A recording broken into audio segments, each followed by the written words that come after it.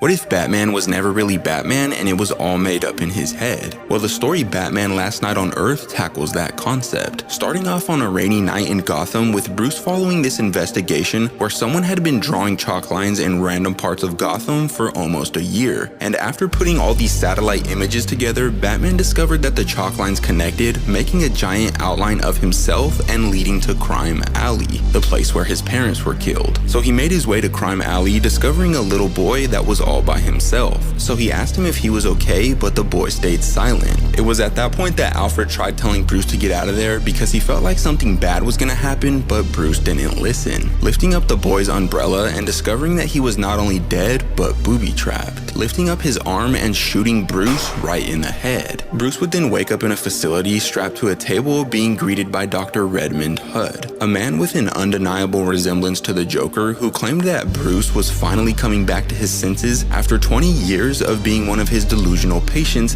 in Arkham Asylum. Refusing to believe it was true, Bruce demanded to be freed, but Dr. Hudd assured him that he was okay and then said that there was someone outside waiting to see him. Walking inside was Alfred, promising Bruce that they'd go home soon and assuring him that he was forgiven and that nobody blamed him for what he did. But Bruce wasn't sure what he was talking about. What did he mean they forgave him? Forgave him for what? Alfred was disheartened because he thought that Bruce was already aware that he killed his own parents. But once again, Bruce refused to believe the things that were being conveyed to him, and eventually Alfred got tired of it, ripping open the curtain next to them and expressing that Bruce was hurting the Arkham staff members that were only trying to help him. And all the staff members resembled various Batman villains, making it seem like Bruce was just imagining all this stuff even more. After being put to sleep, later that night, Bruce woke up in a padded cell, discovering a penny and toy dinosaur that clearly represented the ones in his Batcave. Bruce was furious, throwing them onto the ground and stating that he'd never believe it was all an illusion. The next day, he was visited by Alfred once again, so he asked him how he knew how to speak all these languages and how he knew how to fight if he was just imagining being Batman. And so Alfred exhaustingly explained that he learned the languages in Arkham's library, and he knew how to fight because Dr. Algol taught him in the gymnasium. But despite how many of his questions were answered, Bruce still refused to believe, so Alfred provided one last piece of evidence to try and get through to him: his bat suit. It was really just a straitjacket all along, and his cowl was just a helmet used for shock therapy. Sadly, that's where this part ends though, but if you want to see whether Bruce is really crazy or if he was actually being tricked, let me know in the comments down below.